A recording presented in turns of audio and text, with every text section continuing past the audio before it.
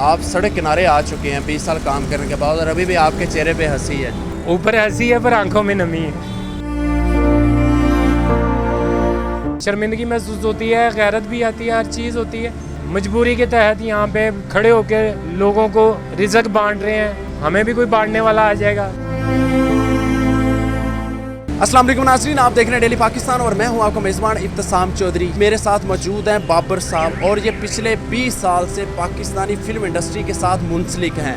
मुख्तलिफ ड्रामों में काम कर चुके हैं, थिएटर्स में परफॉर्म कर चुके हैं, फिल्मों में अपनी अदाकारी के जौहर दिखा चुके हैं और इसके साथ साथ ये पिछले 20 साल में डांस डायरेक्टर भी रहे हैं। पाकिस्तान के कई मशहूर अदाकारों को डांस सिखा चुके हैं, उनके गानों की कोरियोग्राफी कर चुके हैं। इससे पहले इनके वालिद साहब भी इंडस्ट्री का हिस्सा थे, लेकिन मुल्क में जब कोरोना वायरस की सिचुएशन हुई, लॉकडाउन हुआ, उसके बाद से लेकर अभी तक ड्रामों की शूटिंग नहीं हो रही, फिल्मों की शूटिंग नहीं हो रही, थिएटर्स में भी काम नहीं हो रहा।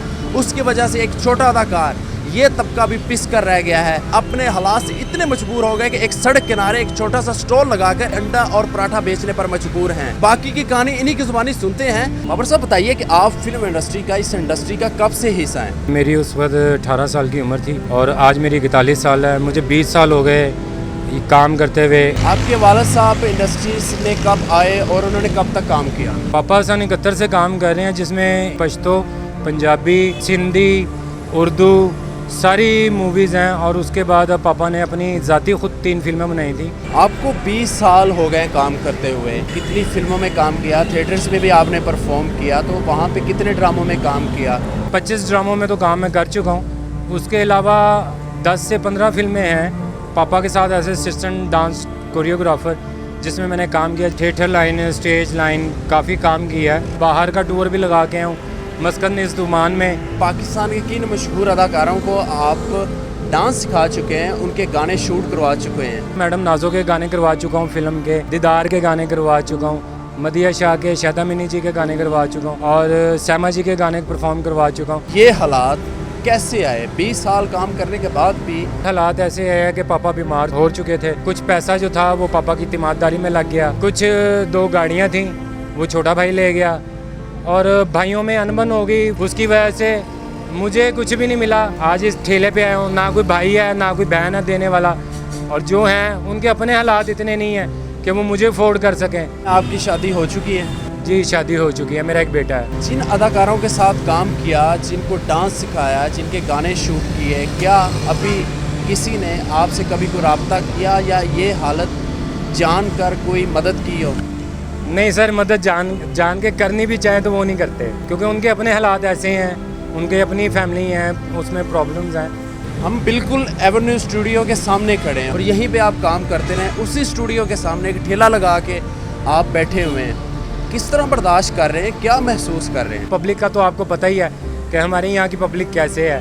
बट्टे मारने से बाज नहीं आती, तानाकशी से बाज नहीं आती, शर्मिंदगी की वजह से कि इतने बड़े बाप का बेटा मांगने से बेहतर है कि मजदूरी करके इज़्ज़त की खा ले, थोड़ी खा ले, अच्छी खा ले। सुबह कितने बजे आते हैं और कब तक यहाँ पे ये काम करते हैं और अंडा और पराठा सेल करते हैं? सर मेरे अंडे पराठे की तो 24 आवर ड्यूटी है। वो इसलिए कि रात को सेल हो ना हो तो फिर अर्ली इन द मॉर्निंग नाश्ता लगा लेते हैं, नाश्ते में ना हो तो फिर दोपहर में कुछ लगा लेते हैं, दोपहर में कुछ ना हासिल हो तो फिर वही रूटीन है, रात को फिर शुरू हो जाते हैं कि अल्लाह रिज़्क देने वाला है। कितना कमा लेते हैं? इतना हो जाता है कि अपने और अपने बच्चे का पेट पाल सके?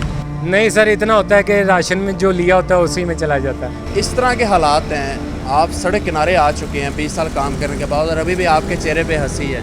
ऊपर हंसी है पर आंखों में नमी है। शर्मिंदगी महसूस होती है, गैरत भी आती है, हर चीज़ होती है। मजबूरी के तहत यहाँ पे खड़े होकर लोगों को रिज़्क बांट रहे हैं, हमें भी कोई बांटने वाला आ जाएगा। आज अगर मैं पूछूं, सर पे छत है, 2 टाइम का खाना खा लेते हैं, आपके बच्चों का पेट भर रहा है खाने से? सर बास टाइम ऐसे होता है कि हम अपना पेट नहीं भरते, अपने मुंह का नवाला अपने बच्चों के पेट में डाल देते हैं कि बेटा आप खा लो। वो कहते हैं पापा आपने खाया, हम कहते हैं हाँ बेटा हमने खा लिया। ये हालात है। घर है, अपना घर है? नहीं, घर है ही नहीं। यही ठेले पे यहीं पे सोते हैं, यहीं पे खाते हैं, यहीं पे रहते हैं। इन हालात में क्या कहना चाहेंगे, किससे अपील करना चाहेंगे? मैं गवर्नमेंट से अपील करना चाहूँगा, जो हमारे मुल्क के सदर हैं, आर्मी चीफ समेत, उनसे अपील है कि फ़नकारों के सिर पे हाथ रखें, फ़नकारों को सपोर्ट करें जो मुस्तहिक हैं, ताकि फ़नकारों को कम से कम किसी से भीख मांगनी ना पड़े। बड़े बाप का बेटा होने के बावजूद कभी कभी ज़िंदगी आपके साथ ऐसा खेल खेल जाती है कि आपको इस तरह के हालात में भी ज़िंदगी गुजारनी पड़ती है। ये थी कहानी बाबर साहब की। इस तरह के कई अदाकार आर्टिस्ट हैं जो इस तरह की ज़िंदगी गुजारने पर मजबूर हैं। ये हुकूमत पाकिस्तान की जिम्मेदारी बनती है कि इन लोगों पर भी हाथ रखें, इन लोगों पर भी सरपरस्ती करें, इन लोगों का भी ख्याल रखना चाहिए। इसी के साथ अपने मेज़बान इब्तिसाम चौधरी को दीजिए इजाज़त और देखते रहिए डेली पाकिस्तान। खुदा हाफिज़।